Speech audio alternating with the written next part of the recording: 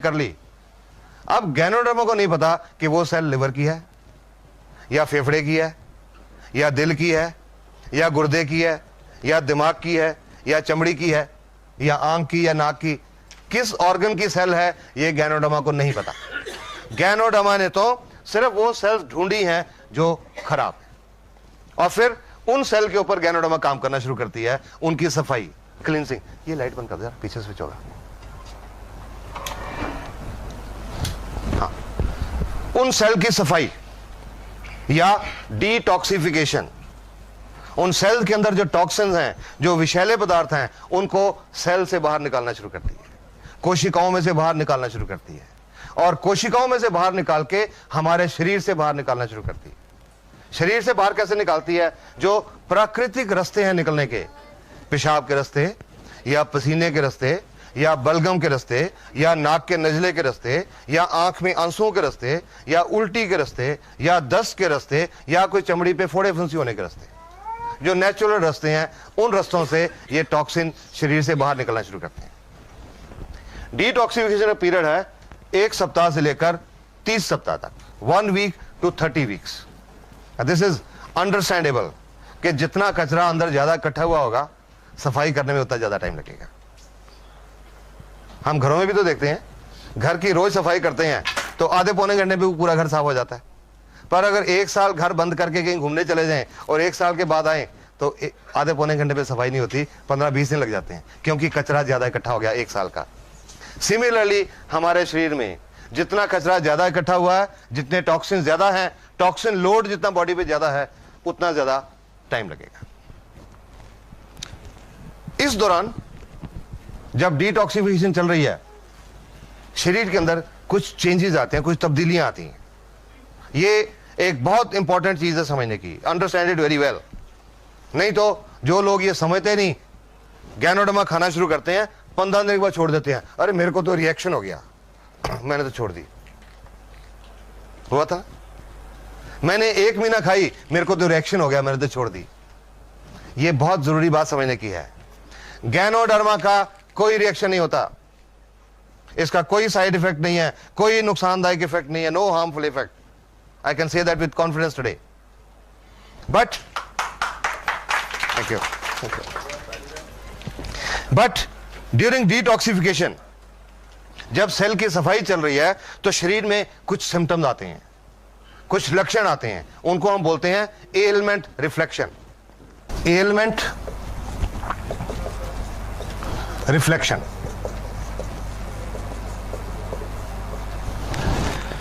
जो शरीर के अंदर बीमारी है, जो एलिमेंट है, वो किसी रूप में बाहर आती है, किसी रूप में रिफ्लेक्ट करती है। एलिमेंट रिफ्लेक्शन, कुछ उदाहरण बताता हूं आपको। किसी का लिवर खराब है, जिगर खराब है, जब गैनोडर्मा लिवर की सेल के ऊपर, जिगर की सेल के ऊपर काम करना शुरू करती है, उनकी सफाई शुरू करती है, आंखें लाल हो जाती हैं। आज कई मरीज देख चुका है, अजी क्या दे दिया आपने, मेरी तो देखो आंखें खराब हो गई। शुरू में मेरे माताजी ने भी मेरे को यह कहा था। जब मैं ठीक हुआ तो मैंने अपने मम्मी डैडी को, बीमारी नहीं, just as a health tonic खिलाना शुरू किया। वो खिलाने के लगभग 20-22 दिन के बाद एक दिन मेरे माताजी ने सुबह मेरे को उठा दिया 6 बजे, ये देख मेरे को क्या दे दिया, तेरी दवाई ने आंखें खराब कर दी, रिएक्शन कर दिया, तेरी दवाई ने क्या दे दिया मेरे को आंखों के डॉक्टर के पास लेके चला। आज देखा मैंने, आंखें बहुत लाल थी, दे वर फायरी रेड, बहुत लाल थी। अब आंखें लाल क्यों है मुझे पता था, गैनोडर्मा के बाद आंखें लाल क्यों होती हैं, something wrong with the liver. फिर मैंने अपनी माताजी की पुरानी हिस्ट्री सोची सारी, 30-32 साल की। 30-32 साल से मेरे माताजी को पेट में थोड़ा दर्द रहता था और कॉन्स्टिपेशन, कब्ज रहती थी। बड़े अल्ट्रासाउंड, बड़े एक्सरे, बड़ी दवाइयां, बड़े मेडिकल स्पेशलिस्ट, ये प्रॉब्लम हल नहीं हुई। तो मैंने माताजी को कहा कि डॉक्टर्स आपकी बीमारी नहीं पहचान सके, आज गैनोडर्मा ने पहचान ली। Your liver is not working. कोई आंखों के डॉक्टर के पास नहीं जाना, कोई दवाई नहीं डालनी, सिर्फ पानी पियो ज्यादा, ताकि डिटॉक्सिफिकेशन जल्दी हो जाए। चुप करके बैठ गए, और उसके 10-12 दिन के बाद गाली हट गई, और उसके बाद जब तक वो रहे उनको कॉन्स्टिपेशन और पेट की प्रॉब्लम नहीं रही। This is how ganoderma works.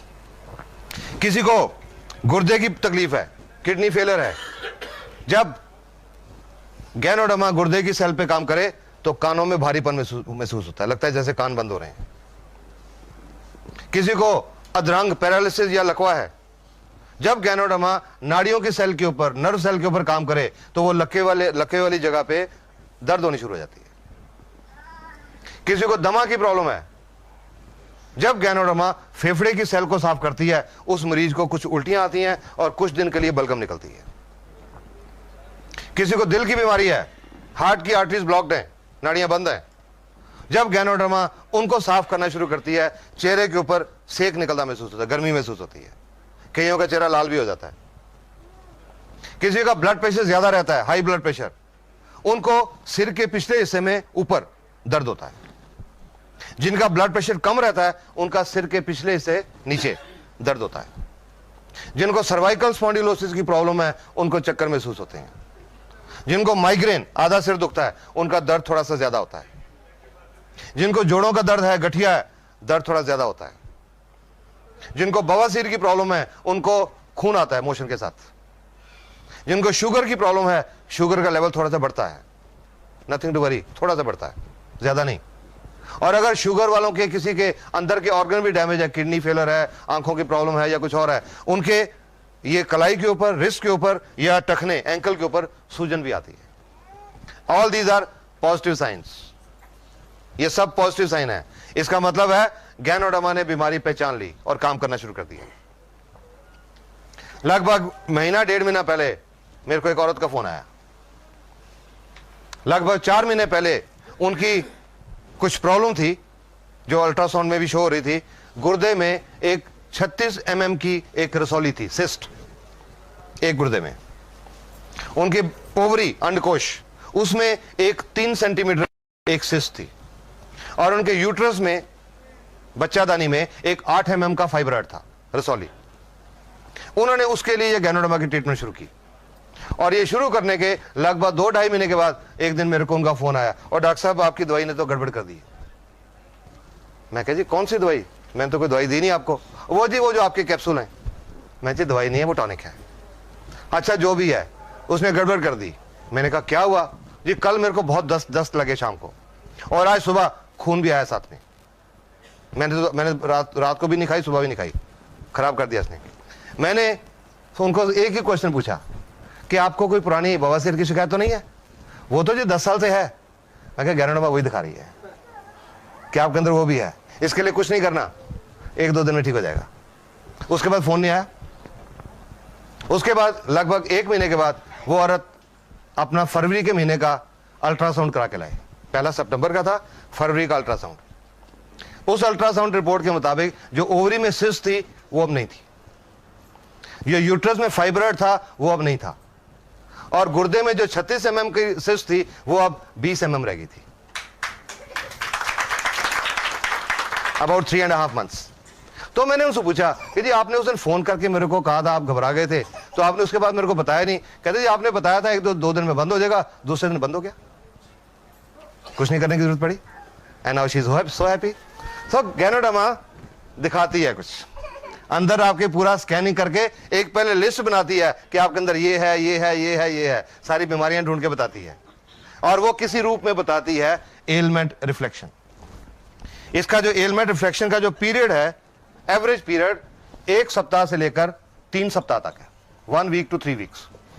ये एक एवरेज पीरियड है। किसी को कम भी होता है, किसी को ज्यादा भी होता है, पर एवरेज 1 सप्ताह से 3 सप्ताह तक। ज्यादा खास तौर पे उनको होता है जिन लोगों ने स्टीरॉयड बहुत खाए होते हैं। Steroids, Wysolone, dexamethasone, betamethasone. कोई आप लोग जानते हैं स्टीरॉयड क्या होता है? बहुत हार्मफुल चीज होती है, बहुत नुकसानदायक चीज होती है, और आज की दुनिया में लोगों ने बहुत खाए होते हैं अनजाने में। जानबूझ के नहीं खाते, अनजाने में। कैसे?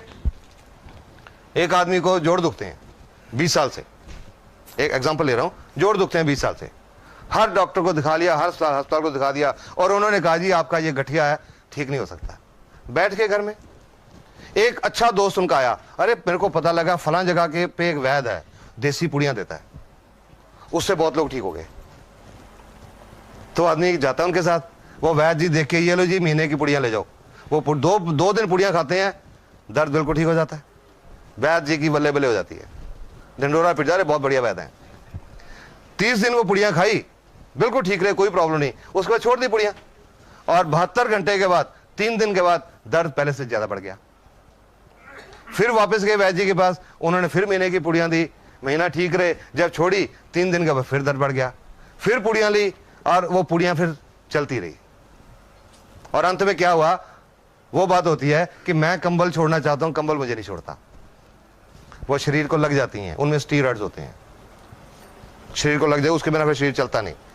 और ये जो स्टीरॉइड हैं ये सफेद मोतियां पैदा करते हैं, कैटरेक्ट, पेट में अल्सर पैदा करते हैं और गुर्दे फेल हो रहे हैं। जब से अब गैनोडर्मा का काम शुरू किया, मेरे पास किडनी फेलियर के बहुत पेशेंट आ रहे हैं, और मैं समझता हूं, और उनकी मैं हिस्ट्री में गया तो मुझे लगा बहुत उनसे ज्यादातर लोगों ने कुछ देसी पुड़ियां खाई हुई थी, गुर्दे फेल हो जाते हैं। तो जिन्होंने ये स्टीरॉइड खाए होते हैं उनका एलमेंट रिफ्लेक्शन पीरियड थोड़ा ज्यादा हो जाता है, पर ठीक हो जाते हैं। हर एक को शुरू में मैं यही राय देता हूं, किसी को गैनोडर्मा की ट्रीटमेंट जब शुरू करें तो जिससे भी आप ले रहे हैं उससे ये पूछिए कि मेरे को ये प्रॉब्लम है, ये बीमारी है, मेरे को क्या निशानी आएंगी, सो दैट आप उसके लिए मेंटली प्रिपेयर्ड हो। कई लोग मेरे को ये भी कहते हैं जी उनको बता दिया पहले कि गठिया है, आपको दर्द बढ़ेगा, तो वो तो लेगा ही नहीं हमसे। तो मैंने कहा वो बेटर है, बता के आपने बता दिया कि दर्द बढ़ेगा, ये अच्छी निशानी है, वो कहे मैंने नहीं लेनी, वो बेटर है, इसकी बजाय कि आप उसको नहीं बताओ, 15-20 दिन का दर्द बहुत ज्यादा हो जाए तो वो आपको भी ब्लेम करे और गैनोडर्मा को भी ब्लेम करे कि इसने तो खराब कर दिया। इट इज बेटर कि पहले से बताओ। तो मैं हर एक को बताता हूं। एक औरत आई थी मेरे पास लगभग 1.5 साल पहले, गठिया था 5-6 साल से, देसी पुड़ियां खा रही थी बहुत देर से, 2-3 साल से देसी पुड़ियां चल रही थी। तो मैंने उनको बोला था आपका ये जो एलमेंट रिफ्लेक्शन है, दर्द बढ़ेगा, बाकियों के मुकाबले में ज्यादा बढ़ेगा, ज्यादा देर तक रहेगा, आप इसको टॉलरेट करेंगे तब शुरू करिए। वो जब औरत आई थी, चल के आई थी, लाठी लेके चल रही थी, मुश्किल से चल रही थी, साथ में 2 आदमी उनके रिश्तेदार साइड में चल रहे थे कि अगर कहीं पैर फिसल जाए तो उनको संभाल लें। चल के आई थी, बता दिया एलमेंट रिफ्लेक्शन, ठीक है जी कोई बात नहीं, मैं सोऊंगी। 22-23 दिन के बाद वो औरत दोबारा से वापस आई। इस बार वो 2 आदमी उनको उठा के लाए थे,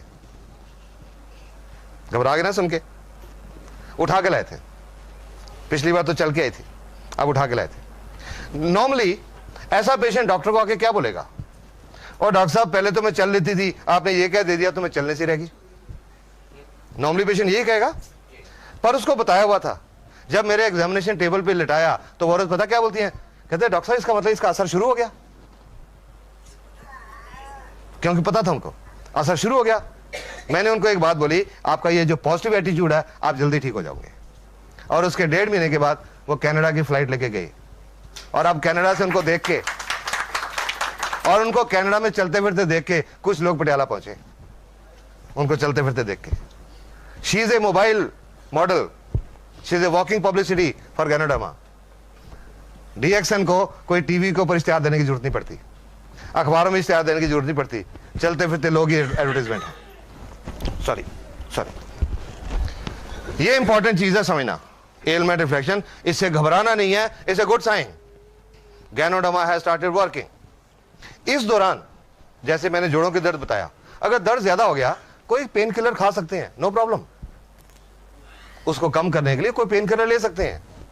शुगर की प्रॉब्लम है, लेवल नॉर्मली तो 10-15% बढ़ता है, पर अगर किसी का एवरेज 1-2% लोगों का, किसी का ज्यादा भी बढ़ गया, तो अगर इंसुलिन के 20 यूनिट लग रहे हैं, कुछ दिनों के लिए 25 कर दें, नो प्रॉब्लम। दमे की प्रॉब्लम है, जब बलगम निकलेगी, अगर कहीं सांस की प्रॉब्लम ज्यादा आ जाए तो डेरिफ्लिन का टीका लगवाना पड़े, लगवा लें, नो प्रॉब्लम। पंप लेना पड़े, ले लें, no problem. But RGGL should be continued, क्योंकि ये काम कर रही है, ये बंद नहीं करी। टेम्परेरी मेजर कोई ले सकते हैं, बट इसको काम करने दीजिए, इट इज वर्किंग। जब सारी सेल साफ हो जाती हैं, एलमेंट रिफ्लेक्शन खत्म हो जाते हैं, तीसरा काम शुरू होता है। उसके बाद तीसरा काम शुरू होता है गैनोडर्मा का, रेगुलेशन। सेल के अंदर जो बिजली की क्रिया और जो रासायनिक क्रिया डिस्टर्ब्ड है, उसको गैनोडर्मा बैलेंस करती है।